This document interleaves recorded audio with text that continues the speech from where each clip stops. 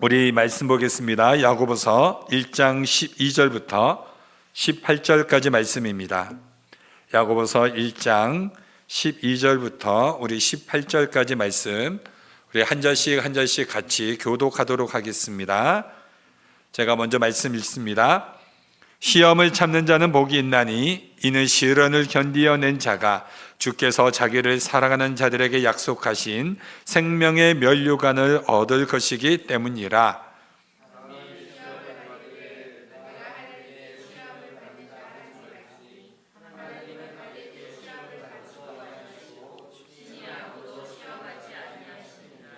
오직 각 사람이 시험을 받는 것은 자기 욕심에 끌려 미혹됨이니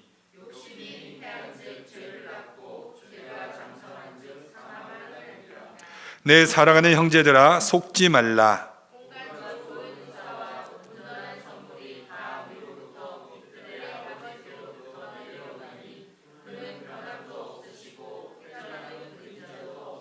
다 같이 그가 그 피조물 중에 우리로 한 천 열매가 되게 하시려고 자기의 뜻을 따라 진리의 말씀으로 우리를 낳으셨느니라. 아멘.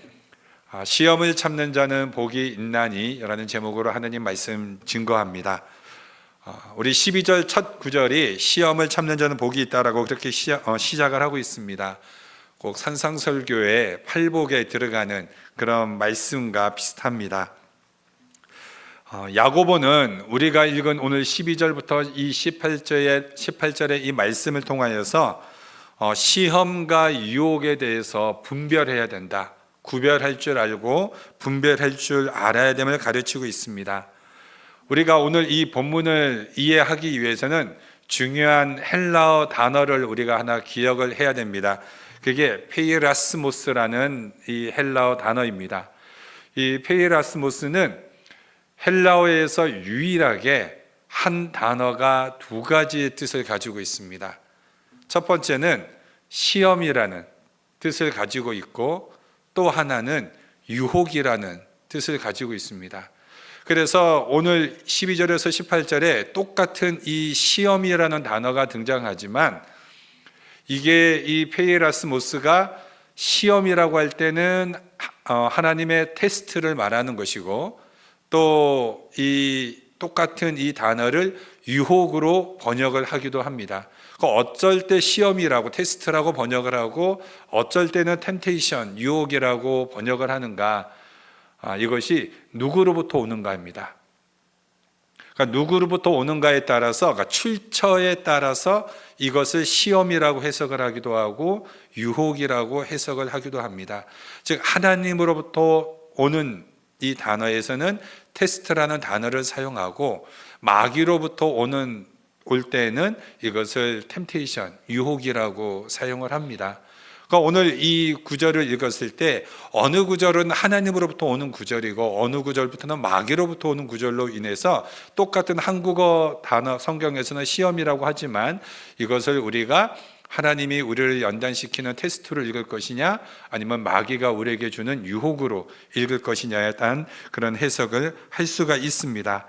자, 그렇기 때문에 오늘 우리가 이 본문을 통해서 출처를 분명히 알 수 있어야 우리가 마귀의 시험에서도 승리할 수 있습니다. 무엇보다도 출처를 분명히 알아야 이것은 하나님이 나를 지금 테스트하는구나. 그래서 그 시험을 참을 수 있죠. 그리고 그 참고 끝까지 시험을 견디었을 때 무엇을 받는다고요? 하나님으로부터 복을 받습니다. 그리고 이것이 마귀로부터 오는 출처가 마귀로부터 오는 것이라면 우리는 이것에 대해서 분별을 해서 싸워내야 됩니다. 그렇기 때문에 오늘 이 본문을 통하여서 우리는 우리 세 가지의 주제로 여러분과 함께 말씀을 나누기 원합니다. 오늘 본문을 통해서 첫 번째로 우리가 분별을 해야 이길 수 있다라는 겁니다. 오늘 이 말씀, 아까도 말씀드렸듯이 이것이 시험인가, 이것이 유혹인가. 우리가 삶을 살아가면서 우리가 또한 신앙생활하면서 수많은 것들이 우리의 삶에 다가옵니다. 이것이 이 어려움이 아니면 이 좋은 것들이라고 생각했던 이 것들이 하나님으로부터 온 것인가 아니면 마귀가 지금 나를 유혹하는 것인가, 이거를 잘 분별을 해야 되죠. 12절에 이렇게 강조합니다. 시험을 참는 자가 복이 있나니 이는 시련을 견디어낸 자가 주께서 자기를 사랑하는 자들에게 약속하신 생명의 면류관을 얻을 것이기 때문이라. 자, 여기서 나오는 이 시련은 하나님으로부터 오는 것입니다. 그러니까 여기에서 이 시험은 테스트로 우리가 해석을 할 수가 있습니다. 자, 또 다른 이 시험, 테스트를 다른 말로 연단, 인내, 또 시련이라고 우리가 번역을 할 수 있습니다. 그렇다면 여러분, 하나님이 왜 우리에게 연단, 시련을 주십니까? 그 이유는 우리가 다 알고 있습니다. 우리를 강하게 만들기 위해서. 하나님의 영적 군사로 강하게 세워져야 악한 사단 마귀를 쳐서 물리치고 우리가 이 땅에 하나님 나라를 우리가 이루어 나가는 영적 군사로 쓰임을 받을 수 있기 때문에 그렇습니다. 하나님은 우리를 통해서 하나님 나라를 세워 가시기 원합니다. 그런데 이 땅은 지금 누가 지금 통치하고 있습니까? 악한 사단 마귀가 통치하고 있습니다. 그러면 싸워서 우리가 물리쳐야 됩니다. 그래서 하나님의 나라를 확장해야 됩니다. 그러기 위해서는 우리가 강한 군대가 돼야 되죠. 우리가 오합지졸이 되면 안 되지 않겠습니까? 오합지졸은 싸워서 다 지는 군인입니다. 그게 무슨 군인입니까? 군인은 강하게 훈련받아서 싸워서 이겨야죠. 그럼 강하게 싸워서 이기려면 하나님이 우리를 강하게 훈련시킬 수밖에 없습니다. 여러분, 중세시대 때 우리가 바다를 이렇게 항해하는 이 배, 바람으로 가는 배를 범선이라고 합니다. 그러니까 이 범선에는 큰 이제 돛을 달아서 바람에 따라서 움직이게 되죠. 그럼 이 배에 있어서 제일 중요한 게 뭐겠습니까? 돛입니다. 돛. 이 돛이 강해야 됩니다. 그래야 이 배를 지탱해서 배를 이 거친 바다를 항해할 수 있도록 버텨줍니다. 그렇다면은 이 돛을 어떻게 만드는가? 이렇게 배를 만드는 사람들이 이제 높은 산에 올라가서 가장 튼튼하고 좋은 나무 하나를 선택한다고 합니다. 그래서 이 나무가 강하고 튼튼하구나. 그러면 그 나무만 남겨두고 주변에 있는 큰 나무들을 다 잘라버린다고 합니다. 그렇게 해서 10년을 놔둔대요. 그러면은 이 하나의 이 나무만 우뚝 솟아 있는데 이 나무가 모진 바람부터 이것을 10년 동안 다 견뎌내야 되는 겁니다. 그리고 나서 그 나무를 베어서 이제 돛을 만든다고 합니다. 여러분, 왜 그렇게 만듭니까? 그 나무를 미워해서요? 아니요. 강한 나무로 만들어서 이 배를 지탱할 수 있는 돛으로 만들기 위함입니다. 하나님은 우리를 그렇게 만들기 원하십니다. 하나님은 우리를 강한 하나님의 백성으로 만들어서 하나님의 교회를 우뚝 이끌어갈 수 있는 그런 지도자로, 이 세상에서 믿음의 용사로 하나님이 우리를 만들어가기를 원하십니다. 그렇기 때문에 하나님이 우리를 강하게 훈련시키시기를 원합니다. 우리 인생을 한번 되돌아보세요, 여러분. 우리 인생에 있어서 여러분의 인생이 평탄했을 때는 어땠습니까? 평탄했을 때는 하나님의 관계가 좋았습니까? 대부분의 사람들은 인생이 평탄할 때는 하나님의 관계가 별로 좋지 않습니다. 그런데 언제 우리가 하나님 앞에 매달립니까? 내 인생에 갑자기 어려운 고난이 생겼을 때, 시험이 다가왔을 때 그것을 참는 거죠. 인내하는 거죠. 그때 그것이 바로 유익이 되고 상급이 되는 것입니다. 그러니까 연단받는 과정들을 통하여서 하나님이 기뻐하지 않는 내 안에 이 죄악의 불순물들을 뽑아내는 거 아닙니까? 우리는 참 악하고 더 이상 편할 수 없을 것 같아요. 참 악합니다. 그래서 안 변하죠. 여러분 스스로 잘 변하십니까? 잘 안 변하잖아요. 안 변하려고 길을 쓰는 것 같습니다. 그게 우리 인간의 어떤 못된 성품인 것 같습니다. 근데 그 연단이 나에게 다가왔을 때 그 연단을 통하여 내가 절대로 안 변할 것 같은 성품들이 이제 변해지는 거 아닙니까? 그래서 하나님의 그런 형상으로 우리가 닮아가는 거 아닙니까? 그렇기 때문에 하나님이 우리에게 왜 시련을 주십니까? 시련을 주는 게 목적이 아닙니다.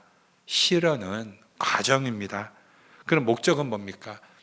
하나님다운 하나님의 백성으로 만들기 위해서, 그게 인생의 참 행복이니까, 그게 인생의 참된 의미를 깨달을 수 있으니까. 그러니까 다른 것이 행복이 아니죠. 하나님 안에서 하나님과 함께 동행하는 거, 하나님과 깊은 관계를 맺는 거, 그것이 인생의 참된 행복인데, 그렇게 하나님과 나와의 끈끈한 관계로 만들어가는 그 가정을 세워주는 게 실현입니다. 그렇기 때문에 여러분, 하나님이 주시는 모든 것은 가장 좋은 것입니다. 우리가 이것을 참 고백하기가 어렵죠. 시험, 연단, 시련, 이게 우리 눈에는 절대 처음에는 안 좋아 보이죠. 안 좋아 보입니다. 근데 이게 하나님으로부터 오는 거잖아요. 그럼 이것이 합력하여 뭘 이룹니까? 선을 이룹니다. 하나님이 우리에게 시험과 연단을 주실 때 하나님은 기분 좋으시겠어요? 하나님이 얼마나 마음이 아프시겠습니까? 그래도 어떻게 합니까? 하나님의 자녀로 만들어야 되는데, 하나님이 우리에게 그렇게 만들고 나서 하나님이 더 좋은 것으로 우리에게 주기 위함 아닙니까? 우리가 자녀를 키울 때도 그 자녀가 잘못된 길로 나가든 어떻게 합니까? 바른 길로 나가기 위해서 훈계하지 않습니까? 그럴 야단치는 부모님 마음이 기분 좋습니까? 안 좋잖아요. 부모 마음이 더 아프잖아요. 더 속상하고. 근데 애들은 금방 잊어버리는데 부모는 오래 갑니다. 속상한 마음이. 근데 왜 그렇습니까? 자녀를 사랑해서 만들어가는 가정이죠. 하나님이 그렇습니다. 그렇기 때문에 여러분, 하나님으로부터 오는 연단입니까? 하나님으로부터 오는 시련입니까? 우리를 강하게 만들기 위한 하나님의 그런 복된 과정이라고 우리가 믿으시고, 하나님이 나를 사랑하셔서 나의 삶에 가장 좋은 것으로 나에게 주셨구나, 끝까지 인내하자, 견디자, 참자, 그러한 성도에게 하나님의 놀라운 복이 임할 줄 믿습니다. 우리 13절 말씀을 제가 한번 읽어드리겠습니다. 사람이 시험 받을 때 내가 하나님께 시험을 받는다고 하지 말지니 하나님은 악에게 시험을 받지도 아니하시고 친히 아무도 시험하지 아니하시니라. 자, 여기서 이 말씀은 유혹입니다. 그러니까 마귀로부터 오는 것이죠. 그러니까 마귀로부터 오는 것은 나쁜 것입니다. 근데 여러분, 요한복음 10장 10절에 이렇게 말씀이 기록되어 있습니다. 도적이 오는 것은 도적질하고 죽이고 멸망시키려는 것뿐이요 내가 온 것은 양으로 생명을 얻게 하고 또 풍성히 얻게 하려는 것이라.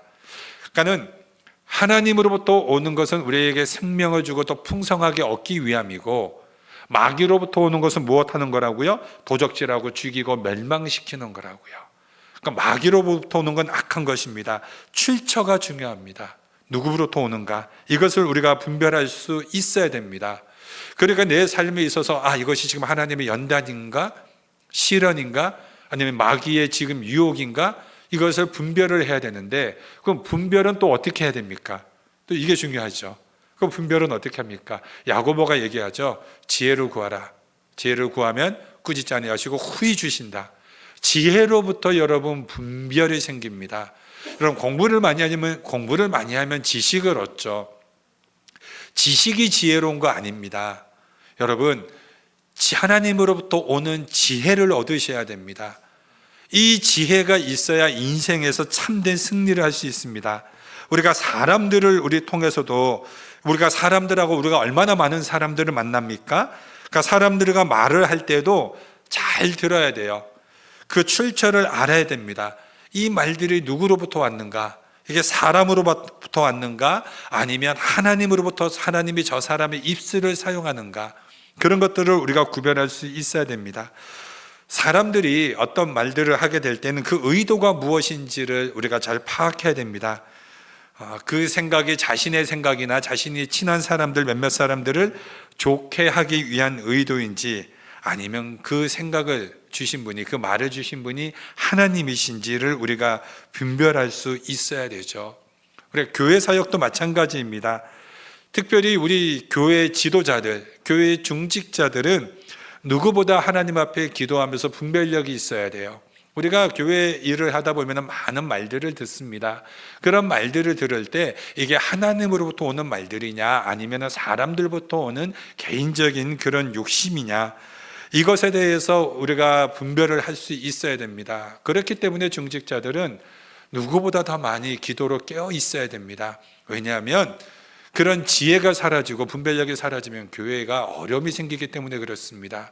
그러니까 교회를 더욱더 든든하게 세워가기 위해서는 누구보다 기도하면서 분별력이 있고, 그래서 하나님으로부터 오는 이런 말들과 그다음에 하나님이 아닌 세상으로부터, 사람들로부터 오는 이 말들, 그런 것들을 분별을 낼 수 있어야 세속적인 것들이 교회 안에 들어오지 못하도록 막아낼 수 있고, 오직 위로부터 하나님의 은혜만을 구할 수 있습니다.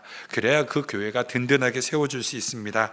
그러므로 우리가 정말로 출처를 분명하게 알 수 있는 하나님의 영적 분별력을 가질 수 있는 성도들 되시기를 바랍니다. 두 번째로 오늘 본문을 통해서 알 수 있는 것은 마귀는 유혹만 할 수 있다는 것입니다. 그러므로 행동의 책임은 나에게 있으니 그 누구도 핑계 대지 말아야 합니다. 여러분, 한국에 귀신론으로 유명한 목사와 교회가 있습니다. 지금도 살아 있는지는 모르겠습니다. 그 베레아파라고 하죠. 한국에 그 김기동 목사의 성락교회, 그 대림동인가 하여튼 어딘가에 큰 교회가 있는데 이단입니다. 이단. 근데 귀신론을 주장하는 사람들은 참 재밌습니다. 인생이 참 쉬워요. 감기 걸리면 감기 귀신 나가라. 그 대머리 걸리면 대머리 귀신 나가라. 막 그렇게 기도 막 하고. 그러니까 사는 모든 매사를 전부 다 귀신으로 치부해 버립니다. 자기가 불순종해서, 자기가 어리석어서 나타난 결과임에도 불구하고 다 누구한테 책임을 돌려요? 다 귀신한테 돌립니다. 그러니까 귀신은 정말 억울할 것 같아요. 내가 하지도 않았는데 다 나한테 책임을 돌리니 귀신 입장에서도 참 억울할 것 같습니다. 근데 여러분, 우리가 이 야고보가 16절에 뭐라고 합니까? 속지 말라 이렇게 이야기합니다. 무엇에 속습니까? 마귀가 우리를 유혹에 빠지게 만든다고 속지 말라는 것입니다. 마귀가 우리를 시험으로 밀어넣지 않아요. 여러분, 마귀는 우리에게 생각만 넣어줄 뿐입니다. 그 행동을 하는 그 결정은 누가 합니까? 그 사람 자기 자신이 하는 겁니다. 여러분, 음란에 빠지는 거, 도박에 빠지는 거, 시기, 질투, 이간질에 빠지는 거, 교회 비방하고 돌아다니는 모든 것들 다 자기 자신이 결정하고 행동하는 것들입니다. 마귀는 생각만 넣어줄 뿐이에요. 모든 행동은 자기 의지로, 자기 책임으로 하는 겁니다. 14절 말씀을 보겠습니다. 오직 각 사람이 시험을 받는 것은 자기 욕심에 끌려 미혹됨이니. 여러분, 예수님께서 광야에서 40일 금식하셨습니다. 그리고 이제 마귀가 나타나죠. 그리고 예수님 보고 뭐라고 합니까? 마귀가 돌을 가지고 떡을 만들어서 예수님 보고 먹으라고 했습니까? 아니요, 마귀는 말만 했습니다. 돌을 가지고 떡을 만들어 먹으라고 말만 했습니다.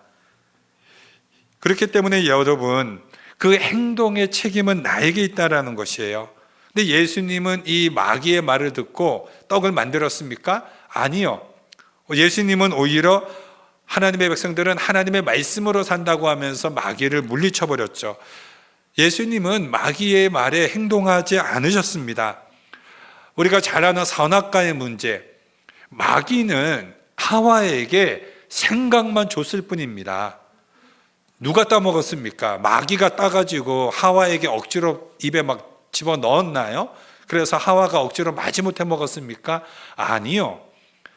마귀는 생각만 넣어줬고 그것을 직접 딴 것은 하와입니다. 자기도 먹고 너도 같이 죽어 그러면서 남편도 같이 줬죠. 행동을 결정하는 것은 하와 자신입니다. 우리 가룟 유다 한번 생각해 보십시다. 가룟 유다는 예수님을 억지로 팔았습니까?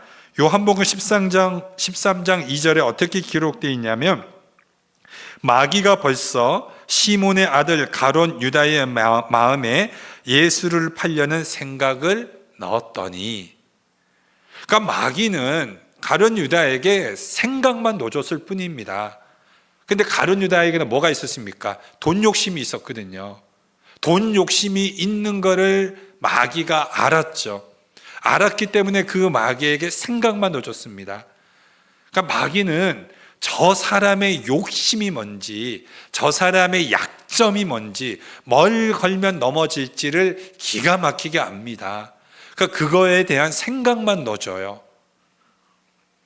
근데 여러분, 이 재미있는 결과가 뭐냐면, 이렇게 아담과 하와가 선악과 따먹었잖아요. 이제 하나님이 나타나셔서 이제 책망하십니다. 그때 마귀 있었습니까? 없었습니까? 그 옆에 없었어요. 가룟 유다가 예수님 팔고 나서 후회할 때 그 옆에 마귀 있었습니까? 없었습니까? 없었습니다. 마귀는 생각만 넣어주고 떠나버려요. 결과에 대한 책임은 결코 안 집니다. 그건 누가 집니까? 그 당사자만 집니다.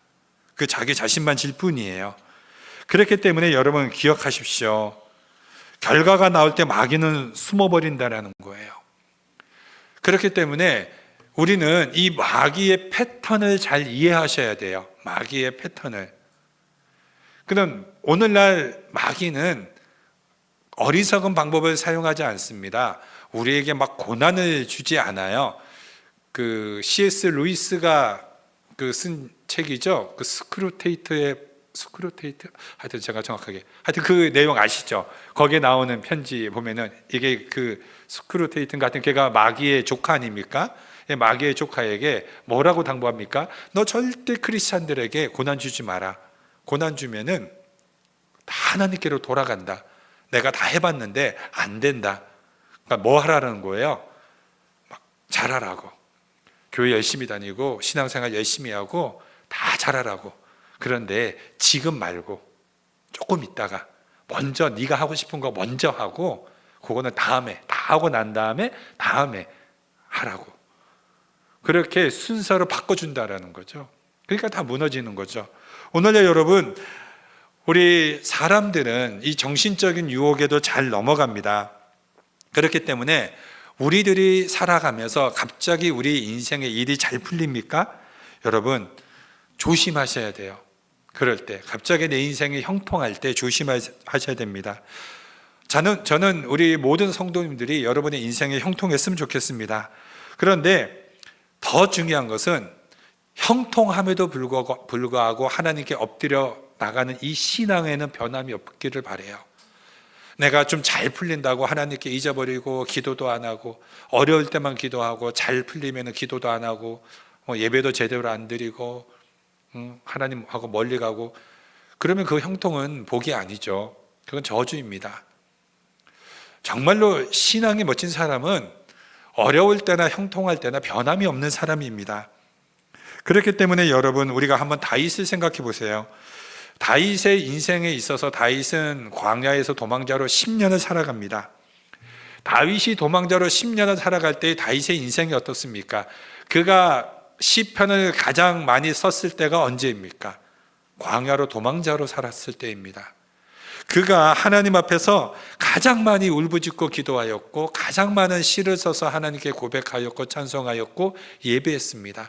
다윗의 인생에 영적으로 가장 싱싱하고 푸르를 때가 언제예요? 광야에서 고난받을 때였습니다. 그런 이 다윗이 언제 무너집니까? 언제 그 인생이 망합니까? 형통할 때 아니었습니까?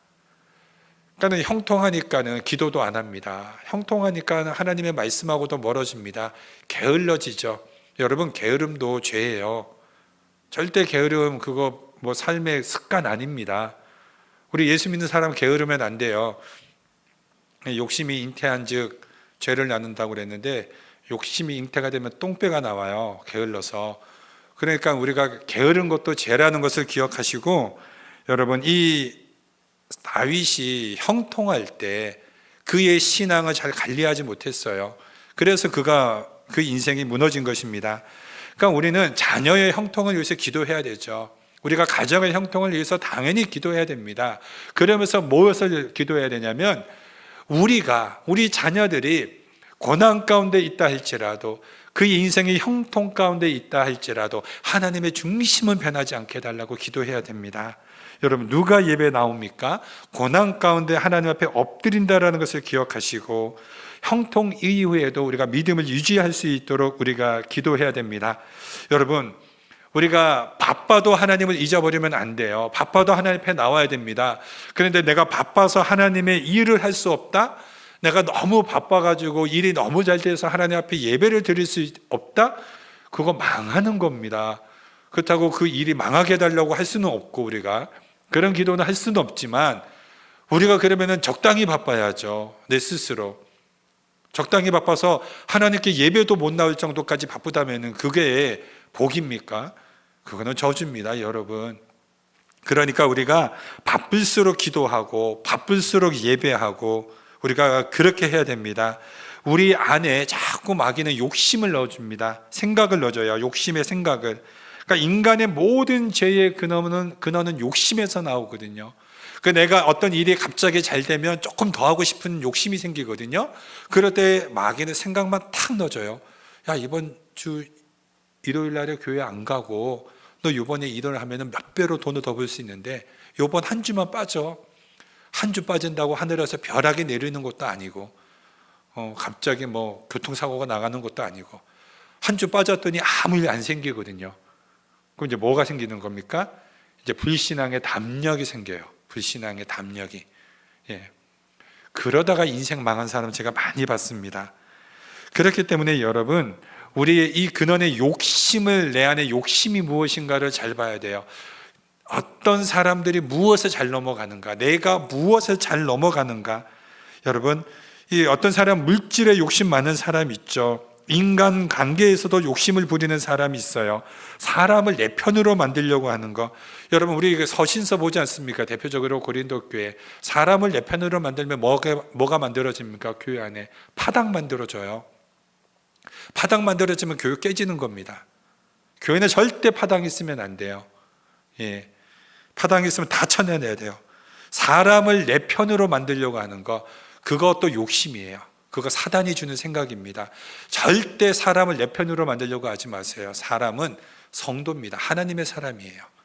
무조건 하나님의 사람으로 성도로서 섬기고 나가야 됩니다. 그래서 교회는 아무리 많은 사역하고 막 영광 드러내고 할 필요 없어요. 교회가 분리되고 깨졌는데 무슨 영광이고 무슨 사업입니까? 교회는 하나 되는 것을 지켜나가는 겁니다. 철저하게 믿음 안에서 하나 되는 것. 우리가 모든 책임이 내 자신에게 있다라는 것. 마지막 세 번째로, 시험에서 승리하는 방법은 감사합니다. 여러분, 마귀에게 틈 주지 마세요. 우리가 무너지는 것은 아까 말씀드렸듯이 욕심이고, 또 하나가 있는데 그게 불만이에요. 우리가 마귀에게 넘어지는 게 딱 두 가지입니다. 욕심, 불만. 그러니까 우리는 어떻게 해서 승리할 수 있느냐? 욕심 대신에 감사하면 승리할 수 있고요. 불만 대신에 순종하면 우리가 다 이길 수 있습니다. 착각이 무엇인가 하면 좋은 것이 세상으로부터 온다는 생각이에요. 여러분, 좋은 것은 다 하늘에서 옵니다. 하나님으로부터 오는 건 다 좋은 거예요. 근데 세상으로부터 오는 거, 그거 다 부작용이 있습니다. 세상에서 오는 것은 전부 다 부작용이 있죠. 하물며 여러분, 우리 약도 다 여러분 부작용이 있습니다. 완벽하게 좋은 약 없어요. 다 부작용이 있습니다. 오로지 부작용이 없는 완벽한 약, 신구약밖에 없습니다. 그러니까 신구약 열심히 먹으면 돼요. 신구약 열심히 먹고 하나님으로부터 오는 것은 아무 부작용이 없거든요. 그러니까 내가 하는 일이 욕심으로 가면 사망이고, 감사로 가면은 은혜 충만입니다. 그러니까 내가 욕심이 생깁니까? 욕심이 생기면은 더 많이 가지려고 하잖아요. 그와 반대는 욕심에서 이기는 방법은 뭡니까? 감사하는 거죠. 어떠한 상황에서도 감사하는 거예요. 감사하면 욕심 안 내거든요. 우리가 불만이 왜 생깁니까? 불만이 생기는 것은 마음에 안 드는 거거든요. 여러분, 이 불만을 순종으로 바꿔보세요. 다 승리합니다. 그러니까는 딱 기억하세요. 우리가 욕심이 생기는가? 감사하자. 불만이 생기는가? 내가 말씀 가운데 순종하자. 그러면 이 사단의 마귀의 공격에 다 승리할 수 있습니다. 말씀 마무리합니다. 다시 한번 우리 세 가지 생각하는 거. 자, 출처를 분명하게 분별하자. 어디서부터 오는가? 자, 모든 행동의 책임은 누구에게 있다? 나에게 있다. 마귀는 생각만 넣어주고 사라진다. 모든 결과의 책임은 내가 져야 된다. 그러니 우리가 마귀에게 틈을 주지 말자. 마지막, 감사와 순종하자. 욕심은 감사로, 불만은 순종으로 승리하는 우리 교회 성도들 되시기를 주님의 이름으로 축원드립니다. 기도합니다.